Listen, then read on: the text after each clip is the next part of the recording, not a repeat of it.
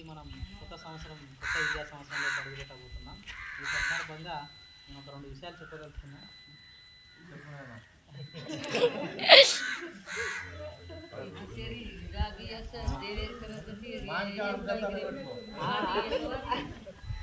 ఎవరైనా నేనే కాదు, ఎవరైనా మీరెవరైనా కూడా ఇంకా ఏమైనా మాట్లాడదలుచుకున్నదంటే మాట్లాడచ్చు కూడా. నేను మాట్లాడితే మీ అందరి సందేహాలు నేను చెప్పేస్తా.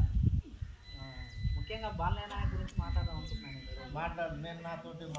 చాలా సంతోషం. స్కూల్ స్థలాన్ని కేటాయించి ఇచ్చినందుకు గ్రామ ప్రజలందరికీ, మన స్కూల్కి బాగా సహకరిస్తున్నందుకు, ఇదే విధంగా ఈ కొత్త సంవత్సరం కూడా ఇలాగే స్కూల్కి సహకరిస్తారని, పోయిన సంవత్సరం కంటే ఇంకా మంచి ఉత్తేజితంతో పిల్లల్ని స్కూల్లో జాయిన్ చేస్తారని నేను అనుకుంటున్నాను. స్కూల్లో ఈ తాండాలో స్కూల్ని కాపాడుకోవాల్సిన బాధ్యత నా ఒక్కరి మీదనే కాదు, మీ అందరి మీద కూడా ఉంది. ఇందులో బడిపాట ప్రోగ్రాంలో భాగంగా ప్రతి గవర్నమెంట్ ఉపాధ్యాయుడు కూడా ఇదే విషయం చెప్పదలుచుకున్నారు మీకు అందరికీ. కావున ఈ తాండా గ్రామ ప్రజలందరూ మీ పిల్లల్ని గవర్నమెంట్ స్కూల్లో, మన ప్రాథమిక స్కూల్లో జాయిన్ చేయాల్సిందిగా ఈ సందర్భంగా మీకు అందరికీ విజ్ఞప్తి చేస్తున్నా. మన స్కూల్లో కూడా ఇంగ్లీష్ మీడియం ఉంది, మన స్కూల్లో కూడా మంచి స్టాండర్డ్స్ ఉన్నాయి, మన స్కూల్ కూడా రెగ్యులర్గా మంచిగా నడుస్తుంది.